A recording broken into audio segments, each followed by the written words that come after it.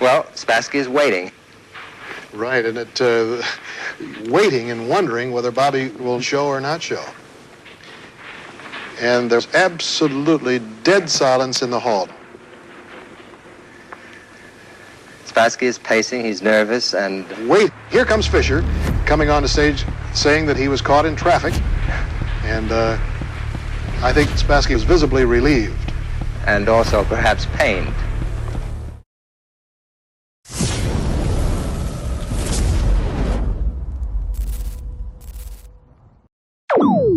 What is up, you chess brainiacs? Welcome back to another video on the Force Drive YouTube channel. Today, I'm going to be telling you the story of the 1972 World Chess Championship between Bobby Fischer and Boris Spassky. This is regarded to be one of the, the greatest World Chess Championship of all time.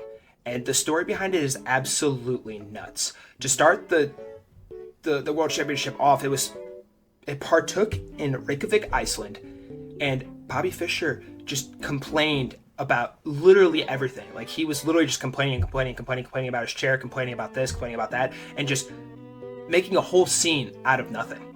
And it literally made no sense to anybody. And the result in the first game is actually going to shock you if you have never heard this story before.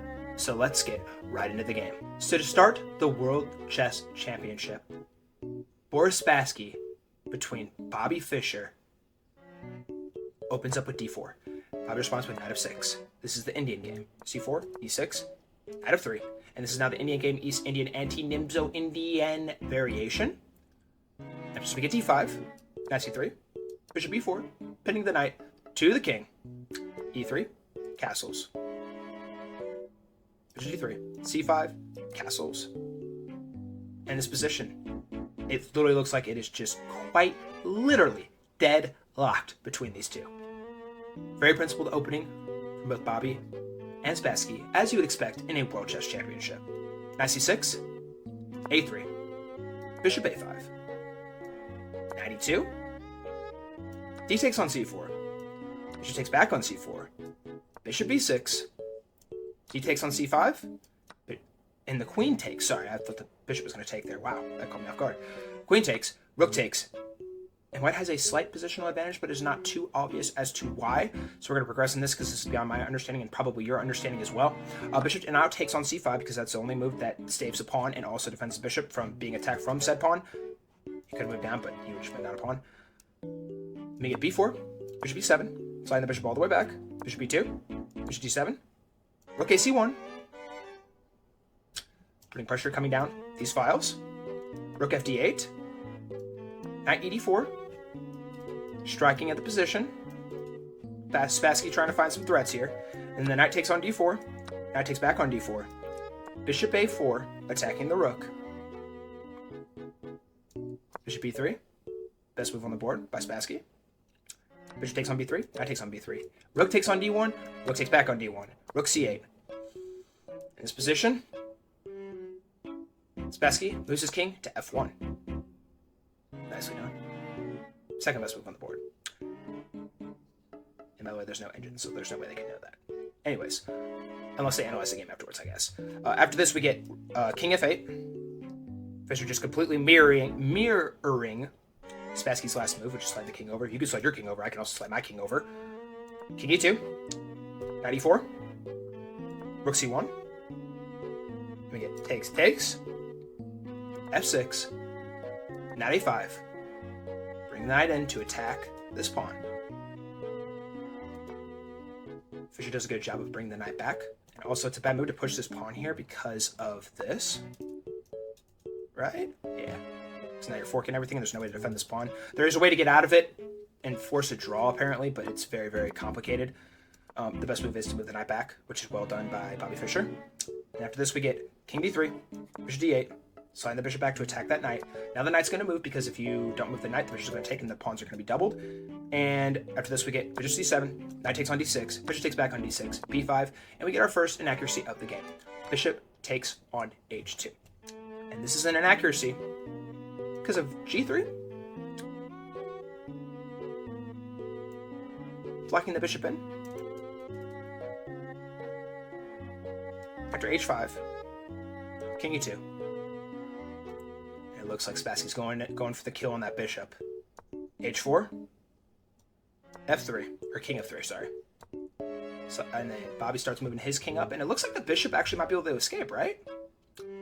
Because if takes here, nah, you saw the king up. Bishop cannot take here because the bishop is still covering. After this, we get king G2. And believe it or not, this is still somehow, some way a draw.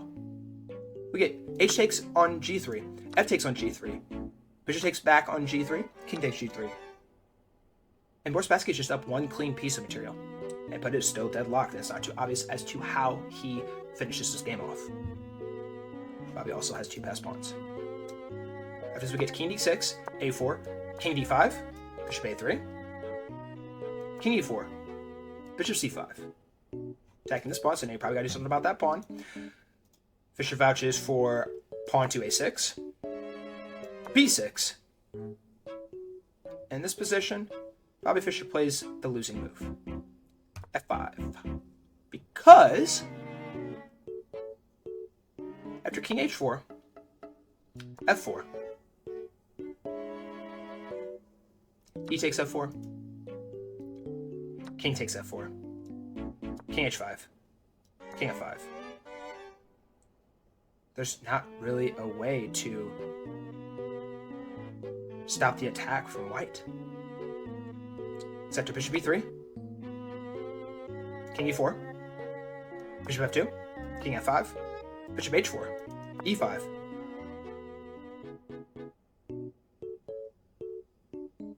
bishop G5, and just complete and utter perfect play.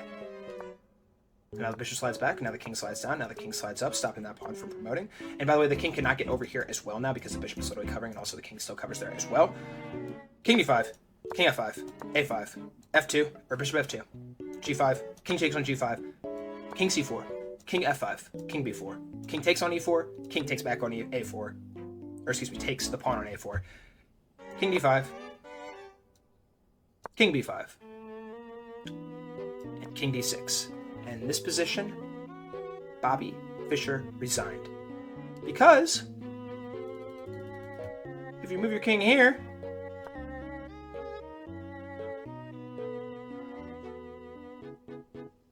king C7. If you push the pawn, you just bring the bishop back here. And mate is going to be brewing in just a couple of moves, because after here, you just slide back. And if here, oops, can't go there. Was it bishop B7? Yeah, bishop B7. Here, collect the pawn. And this, at the end of the day, this pawn's going to be pushing and promoting, right? So that was the conclusion of game 1. Bobby Fischer, completely and utterly humiliated by one of the greatest chess players to ever walk God's green earth. And I actually want to show you an article after this game. They didn't play game 2. They did not play game 2. And this is why. The next day, Fischer dug himself in an 0-2 hole and lost one of his turns with white when he refused to show up because of the proximity of the television cameras. The match moved to a ping pong room for game 3, where Fischer struck back with a knight, posting that is now immortalized on a t-shirt by the Q Boutique in St. Louis. So with that being said, let's get into our next game. All right, so for this game, it might be one of the greatest comebacks ever seen. And by the way, I read a book recently that talked about this psychological thing that Bobby Fischer did. He did so much stuff to get into his opponent's head that made absolutely no sense. And his opponent just thought he was crazy, right? But it was literally just Bobby Fischer being a psycho. So the game opens up with d4. And by the way, in the World Chess Championship, you alternate with white and black on each game. This format is also 24 matches in total. And basically, whoever wins 24 matches first wins the whole thing, right? So Bobby is back to playing with black. We get d4 on the board, knight f6, c4, e6, knight f3, c5, d5, d takes e5, c takes e5, d6, knight c3, g6, knight d2, knight bd7, e4, bishop g7. And in this position,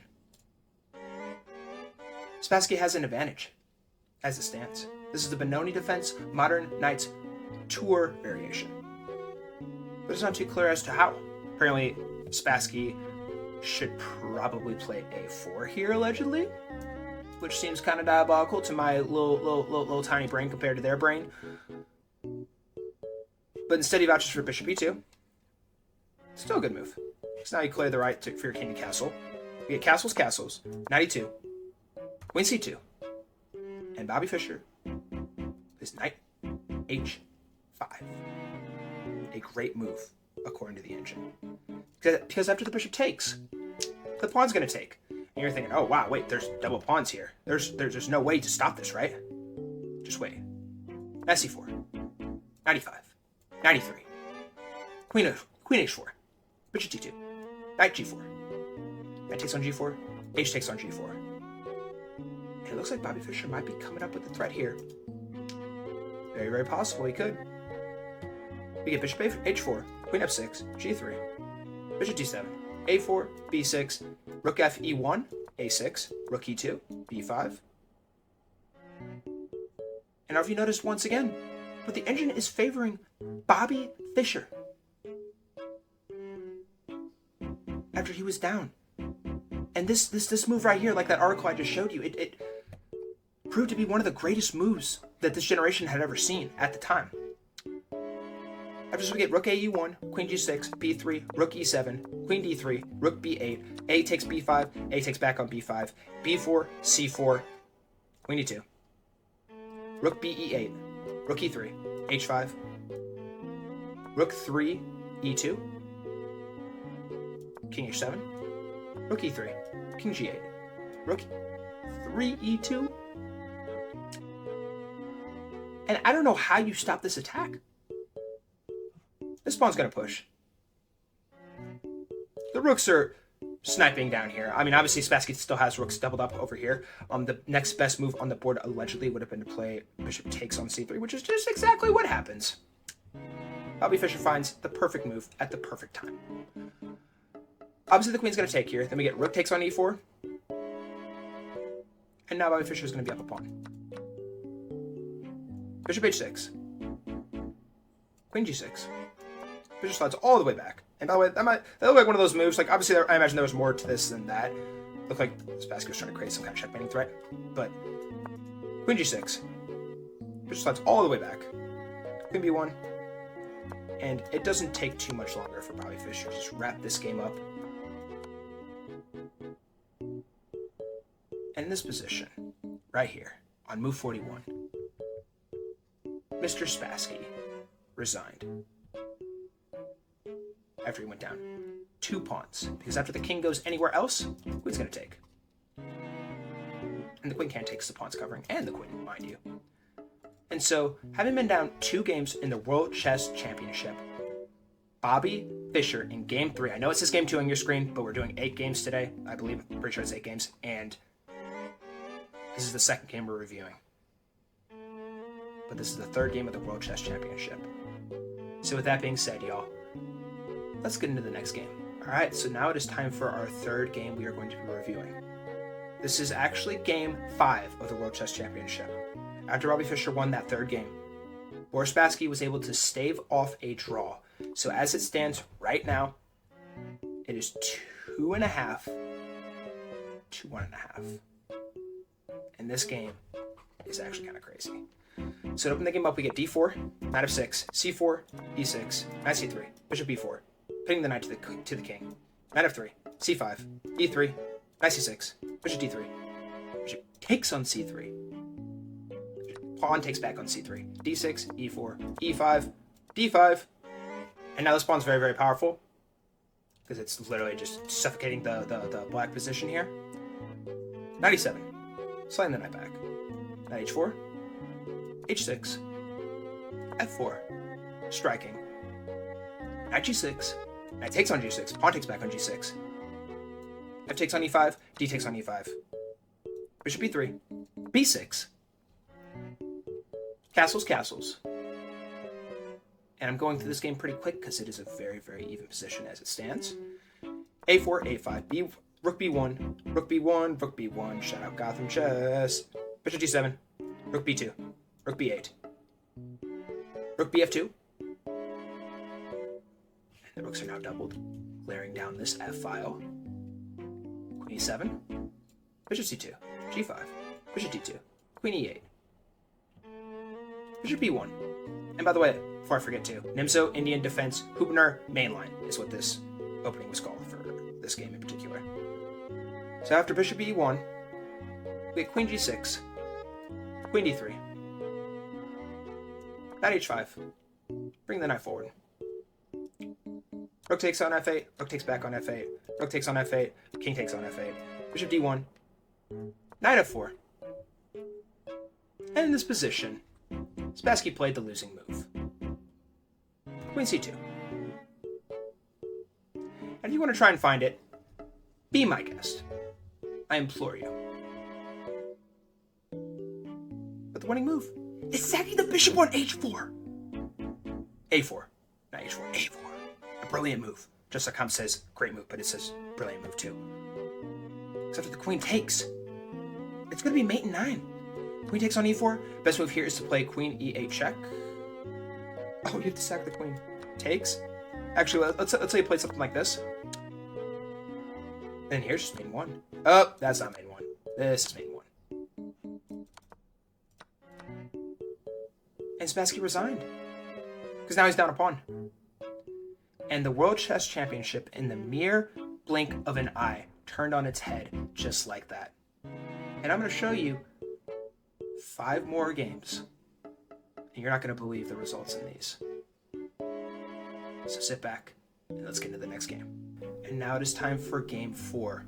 This is round 6 of the World Chess Championship of 1972.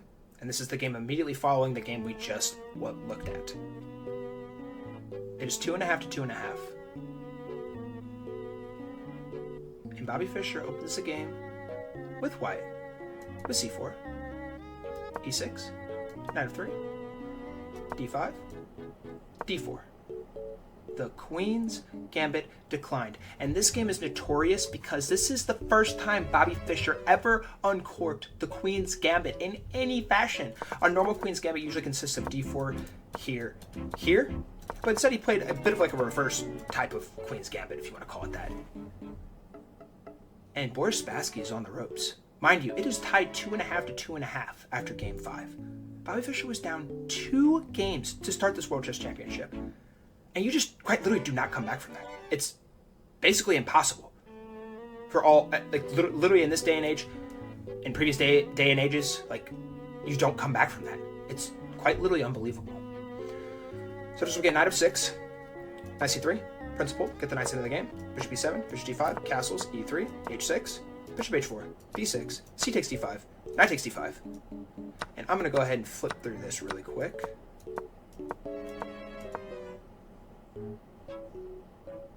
Queen a3, rook c8, bishop e5, a6. Then we get d takes on c5. And by the way, the pawn cannot take here because the queen would just take. So just b takes it back on c5, or excuse me, b takes the pawn back on c5. Castles, rook a7, bishop b2, knight d7, knight d4, queen f8, knight takes on e6, f takes on e6, e4, d4, f4, and Bobby Fischer is in a winning position as it stands. Really, this was a bad move. Not a horrible move, but a bad move, apparently. Just like I'm still gives it like a good move. But f4, queen e7, e5, rook b8, bishop c4, king h8, sliding the king over, queen h3, knight f8, b3, a5, f5, e takes on f5, rook takes on f5, knight h7, rook cf1, and Bobby Fischer is just completely and utterly dominating this position. After rook e7, we get h4, rook bb7, e6, rook bc7, queen e5, queen e8, a4, queen d8, rook 1 f2, queen e8,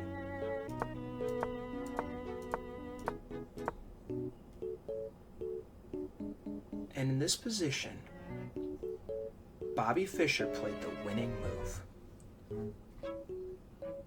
which is sacking the rook on f6, a completely and utterly diabolical move. Because when the pawn takes, the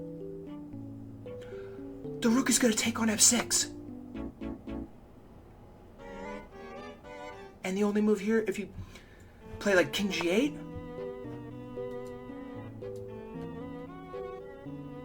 says bishop c4.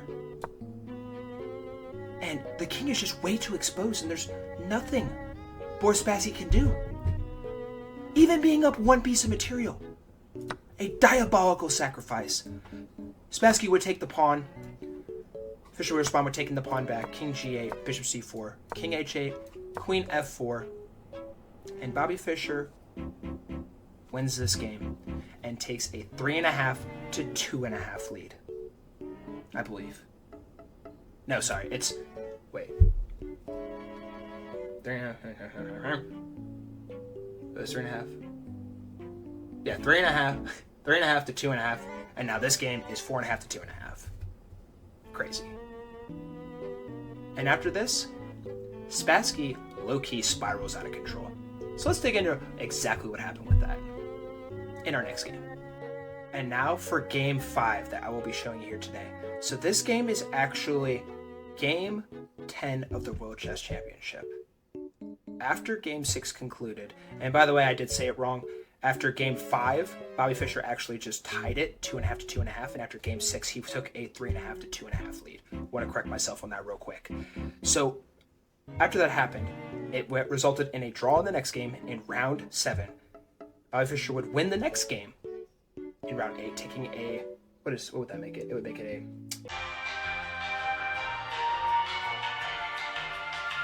Alright. So sorry. After game 6, it was 3.5 to 2.5. And they drew, so it was 4 to 3 now, right? After this, I believe Bobby Fischer won in game 8. Boris Spassky and Bobby then drew in game 9. And I'm gonna have to look at this one more time. I have a cheat sheet on my cap, bro. After game 9, it was 5.5 to 3.5 by Bobby Fischer.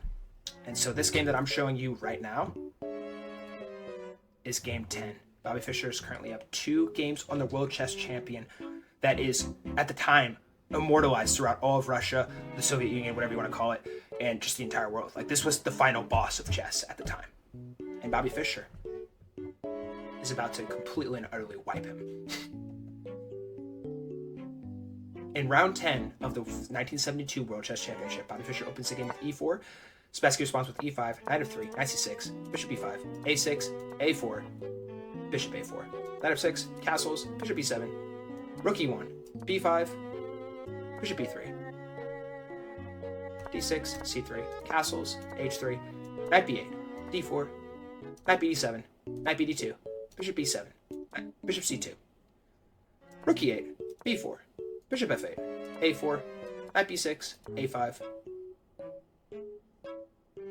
It looks pretty even as it stands. I'm not gonna lie. But I'm gonna go ahead and speed through this real quick until Mr. Fischer finds himself in a very big advantage after this move right here.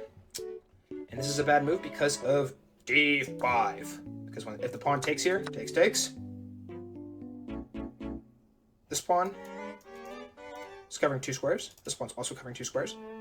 And Spassky doesn't really have much room to do anything, practically. Like, the bishop is stuck right here as it stands. Perhaps he can move this pawn here eventually. But it's not looking too clear as to why. Bobby Fischer does take the pawn on c5.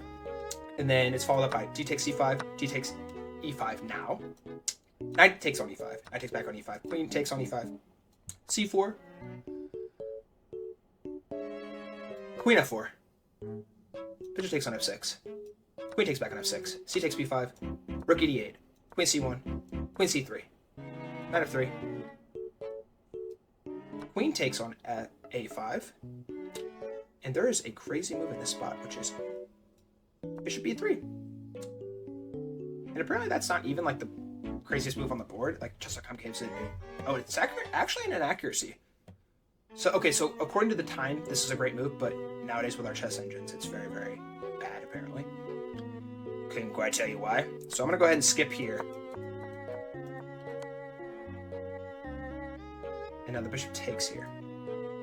Sacking, mind you. Except if the rook takes, the queen's going to take. Queen's going to take back. Now the knight's going to take.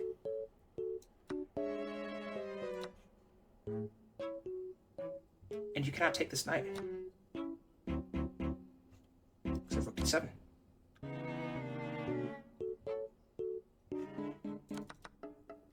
And Spassky does, in fact, play the best move, which is the bishop taking the pawn on e4. Rook takes up back on e4. And Fischer is up 4 pieces of material. But this is in fact a drawn position, which is quite literally unbelievable. Unfreaking believable. I cannot believe this is anywhere near a drawn position. Up 4 pieces of material. Anybody on chess.com is thinking, ooh, yeah, now it's just cleanup. But no. The king's going to take the knight on f7. So now you're only up 1 piece of material. Surprise. Rook e7 check. King f6. Rook b7. Rook a1 check. King slides up. Block with the pawn. King g2. h5. Rook b6. Rook d1. King f3. King f7. And after this move, the position is completely and utterly dead lost. And this move is king e2, which is exactly what Mr. Fischer found. Now the rook has to move. And by the way, this bishop's under attack if you didn't notice. Rook d5. f4. g6. And also, this is a classic example, too, of maintaining threats in various positions and making your opponent have to think. So now Spassky has to think about, I got to cover this bishop. Like he's forced to. If he loses that bishop, the game's done said match. Even worse than it is now, according to the eval bar. g4, h takes on g4, h takes back on g4. And I'm going to go ahead and speed this up. And by the way, this pawn cannot take back, because the rook's going to fall off the board. And by Fischer's up 2 pieces of material, delivering a check on b6, king e5, king f3. And after a couple more moves, Mr. Spassky would resign in this position, and he would quickly find himself down a couple more games than he actually thought he would be after being up 2-0 in the beginning of this World Chess Championship. So let's get into the next game. Alright, so this is the 6th game that I'm going to be showing you here today. And there's drama after this one. And you're actually not going to believe what actually transpired here, if you don't know about it already. Don't look it up and spoil yourself if you don't know. e4, c5, knight f3, d6, d4, c takes c4, knight takes c4, knight f6, knight c3, a6, and a very structured opening so far by these two. And keep in mind, Bobby Fischer is up a slurry of games as it stands. After being down, he was down 2 games, bro. How do you do that? Just uncomprehendable. The power of psychological torment, for real. We go through that every single day as chess players on chess.com. Let's be for real, though. Anyways, knight b3. Queen a3. Bishop takes on f6. Pawn takes back on f6. Bishop to e2. h5. Castles. Knight c6. King h1. Bishop d7. Knight b1. And I'm going to go ahead and skip this here. It's all very, very principled. And Spassky finds himself in an advantage here early. Good move by Fischer, by the way, bringing the knight to e7. c4. Knight f5. Queen d3. h4. Bishop g4. Knight d6. I don't know if you noticed or not, but this move low-key lost the game on the spot for Mr. Fischer. Because after knight 1d2, bring the knight forward, f5, attacking the bishop. Spassky doesn't even look at this bishop. He strikes the pawn on the a-file, attacking the queen. Now the queen has to move. Now the pawn's going to push. Sorry, I kind of skipped ahead there really quick. Queen b5, queen c3. F takes on g4. And Bobby Fischer literally just took a bishop. He is up 3 pieces of material.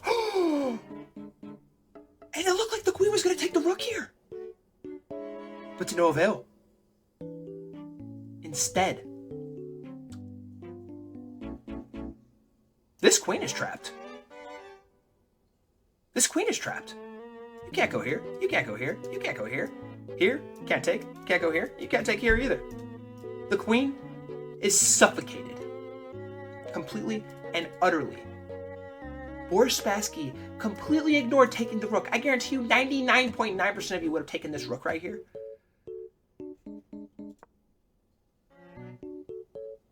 And instead of Bobby Fischer moving the rook at all, he saw that his queen was going to be cooked here in a second. His only shot was to create some kind of counterattack coming down here. But after h3, the pawn's not going to take the queen on b5. Pawn takes, king takes. And a couple of moves here. This game is done, said, match. Boris Spassky revives the World Chess Championship, winning a crucial game to not only beat down, I believe it's 2 games. Hang on, chat. I'm going to fact check that real quick. 2 games. This is round 11.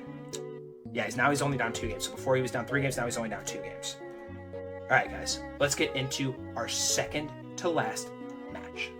And now we move on to game 7 that I'm going to be showing you here today. After the conclusion of round 11, which resulted in Spassky pulling off a win and bringing the gap to within 2. They would draw after their next game, and then after that, it would be 7-5 going into round 13. And this right here is round 13. And if you didn't already know, this is actually considered the Immortal Game by many. So let's get right into how this Immortal Game exactly went down. We get e4 played by Mr. Spassky, followed by knight f6 by Mr. Bobby Fischer, e5, just striking the pawn forward, because why not? Knight d5, d4, d6, knight f3, g6. This game's gonna get really crazy really fast, so buckle your seatbelt, y'all. Bishop c4, knight b6. Bishop's under attack. Bishop slides back now. Or did not, in fact, blunder his bishop. Bishop g7, knight bd2, castles, h3, a5, a4. Yeah, I'm going to skip ahead a couple of moves. Takes. Knight slides over to a6. Crazy move, by the way. That's a diabolical move right there. Castles on move 11. Knight c5. Queen e2. Queen e8. Knight e4. B takes on a4. He took a pawn! He took a pawn! Because after the bishop takes, the knight's going to take back. And you cannot, in fact, take with the rook here. Because the queen's still covering, by the way. So after this, we get rook e1. Knight b6. Sliding the knight back. Bishop d2. a4. Bishop g5. h6. Attacking the bishop. Bishop h4. Sliding the bishop back. Bishop f5. g4. Bishop b6. Knight d4. Knight c4. Or excuse me, bishop c4. Queen d2. Queen d7. Rook a1. Rook fe8. f4. Apparently there was a better move here. Better move would have been to play b3. Right there. But instead Mr. Spassky vouches for f4. Bishop d5. Knight c5. Queen c8. Slide the queen back. Queen c3. e6. King h2. Knight d7. After the king slid down here, Bobby had an advantage here. The best move would have been to play c6 apparently. Here. And so we get knight d7. And that honestly makes sense. Back to knight. Knight now slides back. We get c5. Knight b5. Queen c6. In this position, Bobby Fischer is up 2.4 on the eval bar. Reminder, they don't have an engine back then, so stay with me. After this, we get knight d6. Queen takes on d6. Sacrificing the queen. Literally just straight up sacrificing the queen. Because after the pawn takes, you're getting that queen right back. With bishop takes on c3. Pawn takes back on c3 now. Then we get f6. Followed by g5. And there's so much stuff you have to think about in this position. I'm just looking at this. I'd probably spend like 4 hours looking at this position to figure out how to win as black. But Bobby Fischer probably did that in about half the time. Not half the time. Probably like an eighth of the time, if I had to guess. I don't know all the logistics behind it. Comment down below if you know how much time he took on figuring this out. But anyways, H takes on G5. F takes on G5. F5. Bishop G3. King F7. Knight E5 check. Knight takes on E5. Bishop takes on E5. B5. Rook F1. Rook H8. Bishop F6. And I'm going to go ahead and skip a couple of moves forward until we get a big advantage. And after this move, this was a bad move.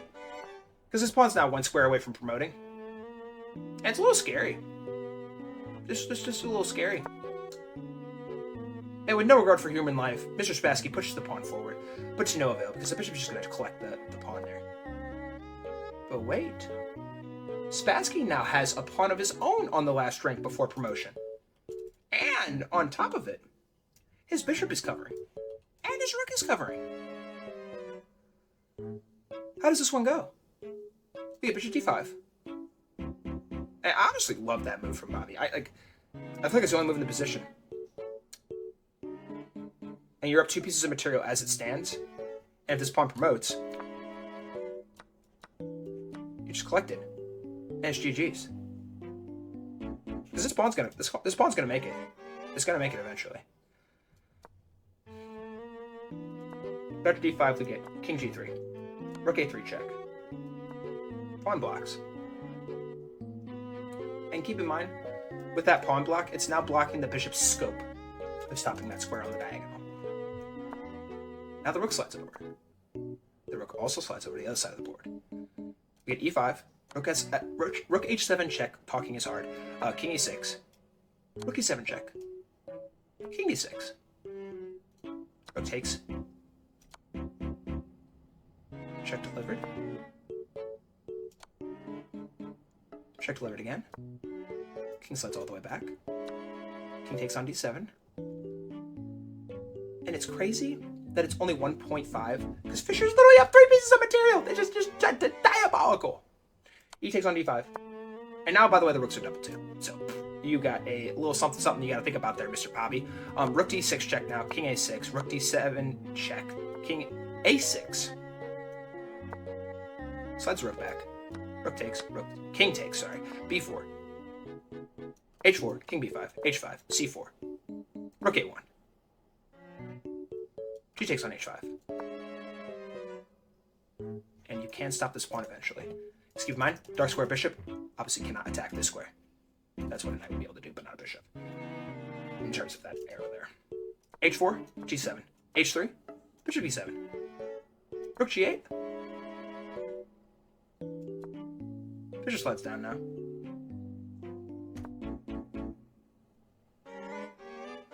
And now if Mr. Spassky takes this pawn, it's bye-bye. You got a queen on the board now. It's GG's. It's over. Done. Said. Match. But that is not in fact what happens. So we get king c2. Sliding the king over, because why not try and get the king over to attack the pawn? Anybody in their right mind? I say right mind. Anybody in their noggin who's not a super GM is probably pushing the pawn here. Let's be honest. You're pushing the pawn there. Don't lie to yourself. After doing that, the king's going to slide down. You get over here. Bishop is now sniping all these squares. Oops. And it's just horrendous. Completely and utterly horrendous. But Bobby Fischer does find the best move. Crazy to me. After we get rook d1, pawn b3 check. King c3. h1 promoting to a queen. Rook takes on h1. King d5. King b2. f4. And the advantage is completely lost by Bobby now, by the way. And also, we have a bishop and a rook and a pawn against a rook and 4 pawns. So it's a dead even position. There's a lot of pawns on the board for Bobby, and he is on the brink of promoting and finishing this game off in style. After this, we get rook d1 check, king e4, rook c1, king d3, rook d1 check. And this was the mistake that would cost Mr. Boris Spassky the game. So after king e2, rook slides over. Bishop slides up to try and stop that pawn from pushing. Rook takes. Rook takes. Rook slides over now. Rook check. King slides up. Bishop slides up here. to d4. Pawn pushes. In this position, white loses. Because the best move on the board here is bishop f6. After bishop f6, you have king g2. And it's calling for rook e2. Rook d3, attacking the bishop. Bishop c3. And essentially, like, I'm going to spare you all the gory details, but essentially, there's 2 pawns that are going to promote here. And there's nothing Boris Spassky can actually do against a world-class talent like Bobby Fischer.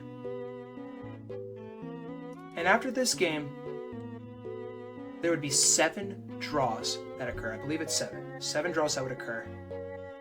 And in this final game, you're going to see what the nail in the coffin was for Mr. Boris Spassky. Right now, he is down 3 games, I believe. Yeah, 3 games as it stands. So let's get into that final game.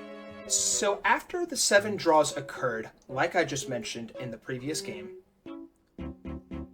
Mr. Fischer is winning the World Chess Championship 11.5 to 8.5.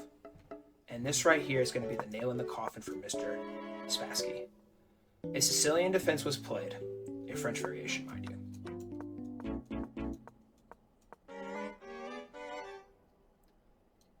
E takes on d5, e takes on d5. Castles, bishop d6. Knight takes, b pawn takes, bishop d4. Castles, queen f3. And I reviewed this game, so ignore that. Bishop slides up to e6. Rook slides over now to e1. We get c5. Bishop takes on f6. Queen takes on f6. Queen takes back on f6. G takes f6. And honestly, it looks like to me that with double pawns, Bobby Fischer looks like he's cooked here, if I'm being for real. But after rook a1, rook fd8, bishop b2, rook a b8, b3, c4, knight takes on d5, bishop takes back on d5, rook takes on d5, bishop takes on h2, sacking the bishop. Or is it? Because if the king takes, you're going to lose a rook. Nothing crazy, but you're going to lose a rook. And you can actually take there. It's not completely losing for white there, but still. Pretty sure just, yeah, you're in the position. It's pretty even still, but Spassky vouches for, oh, he does take on h2. Okay. Then we get d takes on, or excuse me, rook takes on d5. Bishop takes on c4. Rook d2. Bishop takes on a6. Rook takes on c2. Rook e2. Rook takes on e2. And it's actually kind of crazy because Spassky looks like he accounted for the fact that after this rook takes, there's literally only one way to defend this in a reasonable manner. Because if you move the rook here, you're going to go here. And now the bishop's going to have to move, and the bishop can only go here. You're going to lose this rook. You're going to lose that pawn. Sliding the rook down, being covered by the bishop going backwards. And by the way, bishops can in fact go backwards. Rook takes on e2, bishop takes on e2, rook d8, a4, rook d2, bishop c4, rook a2, king g3, king f8, king f3, king e7, g4, f5, g takes on f5, f6, bishop g8, h6, king g3, king e6, king f3. And this move would prove faithful for Mr. Spassky. Because after rook a1, we get king g2, king e5, bishop e6. It looks like everything's covered, right? Everything should be fine. But no, king f4. Bishop now slides down. And Bobby Fischer got really close to taking this pawn, but now the bishop's over here, causing a bit of a stir. Bishop slides back now. And also, Red didn't take that pawn, because I would have lost the spot to a5. Crazy. So rook a2, bishop e6, h5. And after this move, Boris Spassky resigned via telephone, resigned the entire World Championship on game 21. This was a 24-game format. because I'm assuming he was just really pretty worked up that he lost. And also the psychological torment that Bobby Fischer ensued throughout all the shenanigans that he gave. And Bobby Fischer would win the World Chess Championship in 1972. 12.5 to 8.5. Wait, I think I'm right on that. Please be right, please be right. 8.5, 12.5. Yep, I got it. Boom. Shakalaka. Alrighty, guys. If you made it to the end of this video, thank you all so much for watching. If you enjoyed, please be sure to leave a like, comment, and tell me what your thoughts are on the 1972 World Chess Championship. Did I get anything wrong? Do I need to educate myself? Tell me in the comments.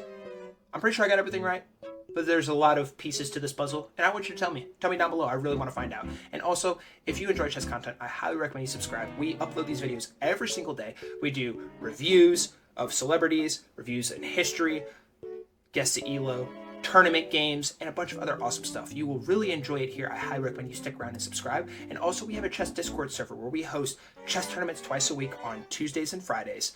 A daily checkmate channel where we post daily checkmates. Lunch servers do puzzles, but we do checkmates instead.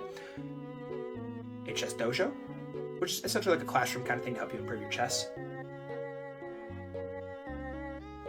And I really think you will enjoy it.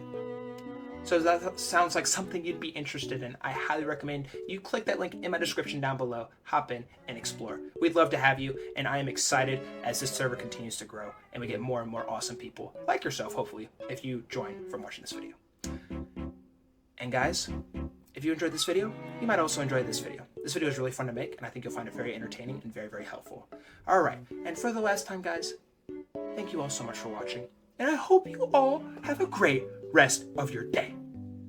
Peace.